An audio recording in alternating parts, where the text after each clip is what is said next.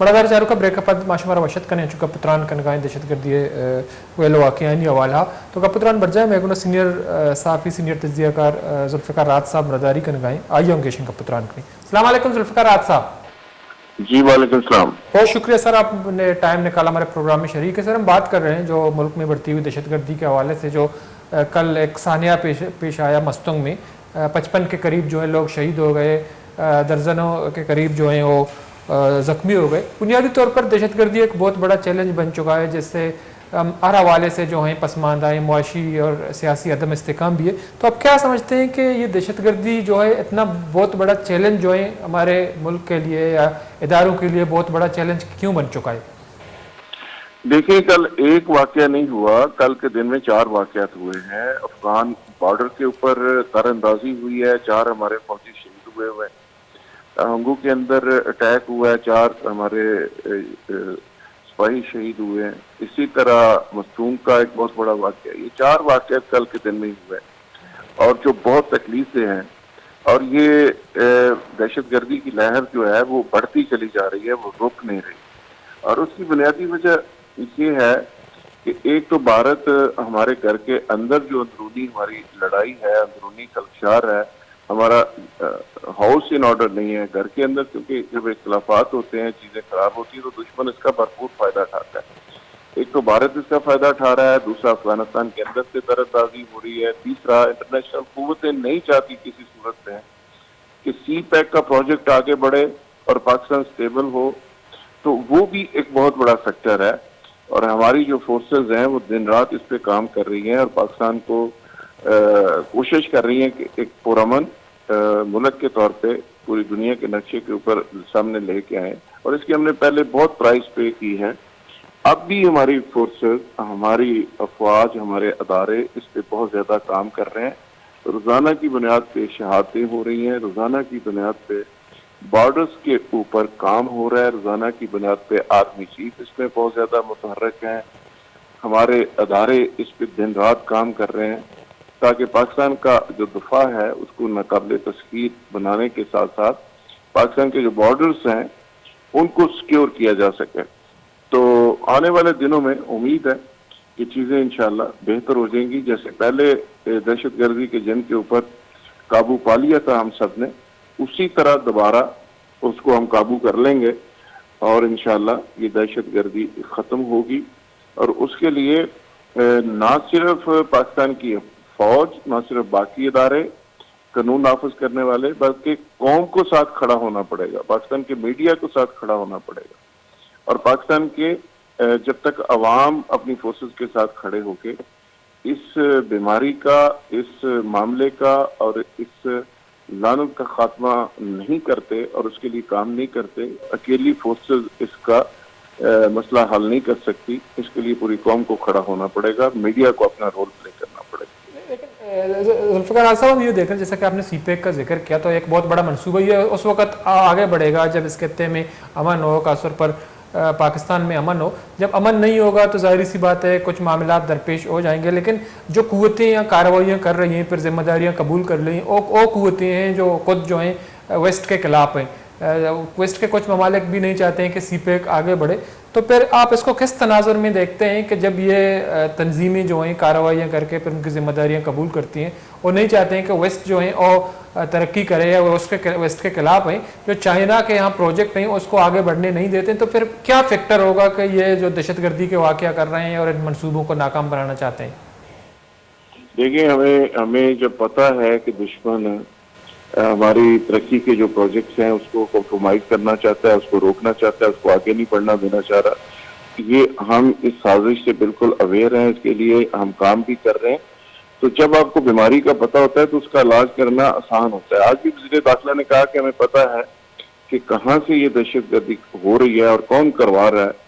तो इंशाल्लाह हमें अपनी फोर्सेस के ऊपर इतना भरोसा है, इतना यकीन है और उनकी कैपेबिलिटी के ऊपर इतना यकीन है कि इस मामले को इंशाल्लाह हम हल कर लेंगे और पाकिस्तान एक पुरअमन मुल्क के तौर पे दोबारा उठेगा और दोबारा आगे बढ़ेगा और दोबारा इंशाल्लाह एशियन टाइगर बनेगा और तरक्की का अमल जहाँ पे रुका है वहाँ से इंशाल्लाह इसका दोबारा से आगाज होगा। لیکن ذوالفقار صاحب جو دہشت گردی کے واقعات کی اگر ہم بات کریں تو یہ برسوں سے جاری ہے. ہم نے ضیاء کے دور کو بھی دیکھا جہاں جہادی تنظیمیں سرگرم عمل رہے ہیں, اس کے بعد پھر ایک گیپ آیا, اس کے بعد پھر دہشت گردی شروع ہو گئی, پھر جو ہے نیشنل ایکشن پلان یا ہم نے دیکھا ضرب عضب وغیرہ آپریشن شروع کیے گئے, اس کے بعد کچھ کمی آئی. لیکن بنیادی طور پر اب کیا سمجھتے ہیں کہ کیا ناکام منصوبہ بندیاں ہیں یا کیا فیلئر ہیں جو ہم مکمل اس ناسور کا خاتمہ اب تک نہیں کر پا رہے ہیں؟ دیکھیے, آپ ایک لمبی کولڈ وار کا حصہ رہے ہیں. امریکہ رشیا کے خلاف اس ریجن میں لڑتا رہا ہے اور آپ کا اس میں ایک رول رہا, اور اس کا ہم نے بڑا خمیازہ بھی بھگتا, بڑی کاسٹ پے کی. بیسیکلی وہ لڑائی جس کو ہم کہتے تھے کسی کی لڑائی ہے, وہ بعد میں ہماری اپنی لڑائی بن گئی, اور وہ پوری دنیا کے امن کی لڑائی پاکستان نے لڑی ہے. اپنے 60-70 ہزار لوگ شہید کروا کے, اپنی معیشت تباہ و برباد کر کے, اپنی سویلائزیشن تباہ کر کے ہم نے پوری دنیا کے امن کی لڑائی لڑی ہے, اور پوری دنیا اس کو اکنالج بھی کرتی ہے.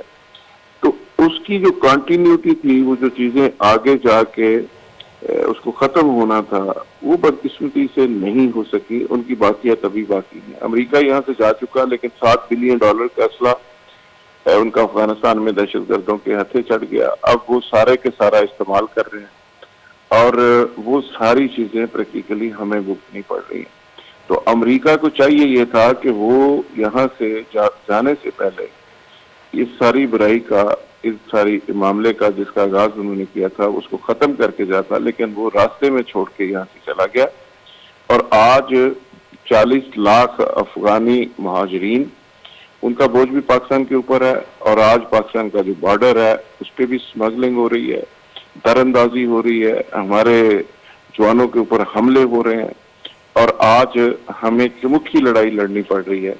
لیکن پھر بھی ہمیں اپنی فورسز کے اوپر اتنا بھروسہ ہے کہ انشاءاللہ اس معاملے کا بھی ہم بہت جلدی حل نکال لیں گے, اور اس کے اوپر قابو پا لیں گے, اور پاکستان کو جو دہشت گردی کا سامنا ہے اس کا انشاءاللہ پازیٹیو حل نکلے گا. ذوالفقار صاحب, چونکہ بین الاقوامی سیاست پہ آپ کی گہری نظر ہے, تو اگر پہلے جو ہیں طالبان TTP وغیرہ جو ہیں کارروائیاں کرتی تھی, جو کل کا واقعہ ہوا ہے, اس سے پہلے جو واقعات رونما ہوئے تھے, تو داعش نے اس کی ذمہ داریاں قبول کی ہیں. تو اگر داعش کی تاریخ کو دیکھا جائے تو ان کا جو ٹارگٹ ایریاز تھے وہ شام اور عراق کی طرف تھے, تو اس سائڈ پہ اس کا آنا یا ذمہ داریاں قبول کرنا, اس کو آپ کیسے دیکھتے ہیں؟ کیا جو ہیں اس کے عزائم اور مقاصد ہیں؟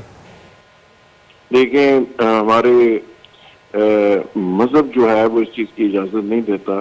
ہمارا انتہائی پرامن دین ہے, اور جس طرح عید میلاد النبی کے جلوس کے اندر خودکش حملہ ہوا, یہ کوئی مسلمان کیسے کر سکتا ہے؟ جس طرح پاکستان کے فورسز کے اوپر حملے ہو رہے ہیں, تو یہ کوئی پاکستانی کیسے کر سکتا ہے؟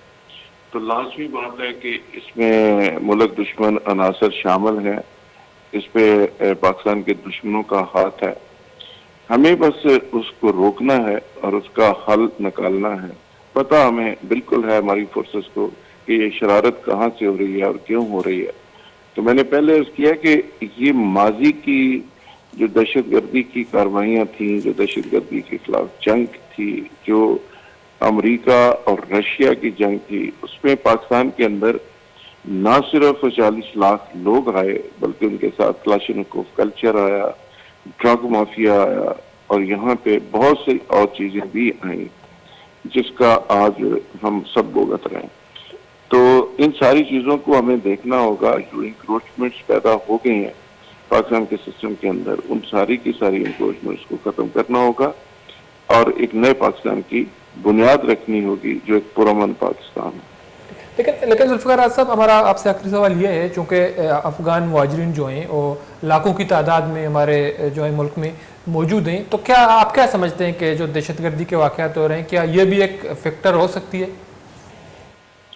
دیکھیں, اس کو آپ کسی سے بھی جوڑیں, لیکن ایک بات طے ہے, یہ پاکستان کے دشمن کی کارروائی ہے, اور ہمیں سمجھایا جاتا ہے ہماری فورسز کو کہ وہ پرنسپل اینیمی جو ہوتا ہے اس کے اوپر فوکسڈ ہوتی ہے, اور ہمارے اداروں کو بالکل اس کا ادراک ہے, صحیح ڈائریکشن پہ اس پہ کام ہو رہا ہے. نیشنل ایکشن پلان بنا تھا, آپ کو یاد ہوگا, اس کی روح کے اوپر اگر صحیح طرح سے عمل ہو جاتا تو آج یہ جو دن دیکھنا پڑ رہا ہے یہ بالکل ہمیں نہ دیکھنا پڑتا، اور اس میں دو اس کے ایریاز تھے، ایک تھا فورسز کے اینڈ کے اوپر، فورسز نے اس پہ بھرپور کام کیا، ایک سویلین کے اینڈ کے اوپر تھا، اس میں کمی رہی، اور پولیٹیکل ول اس طرح سے نہیں آئی جس کی وجہ سے اب دہشت گردی کی باقیات اور اس کے واقعات چل رہے ہیں۔ تو اب زیرو ٹالرنس کی پالیسی ہے، اور پاکستان کی جو عسکری قیادت ہے وہ ایک نئے عزم کے ساتھ ایسے عناصر کے ساتھ نمٹنے کے لیے میدان میں ہے۔ پاکستانی قوم یونائٹ ہے، میڈیا ساتھ دے رہا ہے، اور اس کے بہت مثبت اور اچھے نتائج انشاءاللہ نکلیں گے۔ بہت بہت شکریہ سر، آپ نے ٹائم نکالا ہمارے پروگرام میں شریک رہے۔ مردہ چہر کو سینئر صحافی تجزیہ کار ذوالفقار راز صاحب معاملہ اس طرح کا پتران کنگا چکے دہشت گردی ایک مزن چیلنج ہے وقتاً فوقتاً اسے خلاف آپریشن کنک بتا ولی اسے باوجود کہتے ہیں یہ ناصور گیش بوانی اور ملک کے معاشی و سیاسی استحکام حوالہ ایک مزن رکاوٹیں جوڑ بتا اسے کنٹرول کنک کہتے ہیں ریاستی ادارانی ذمہ داری بل اسے باوجود کہتے ہیں گندگائیں کہ ریاست بعضی معاملہ عامگی درگائیں بل دہشت گردی وڑی ناصوری کہتے ہیں ختم بوگا نہیں، چونکہ یہ معاملہ بات سنگین ہی مستنگے وستنگے روچ دل پر دردیں ویل یہ امک مردم کہتے پریشان ہوتا کانسر کو تھا اسی گردار کنگے آترا اقدامات کہتے کنک بوگائیں بلشے باوجود کہتے ہیں لا انفورسمنٹ ایجنسیز ادارانی واسطہ مدنی چیلنج جوڑ بتا امید کا مراکش و پاس ہلاس بتم التا بلوچ رضا بدی اللہ باوٹی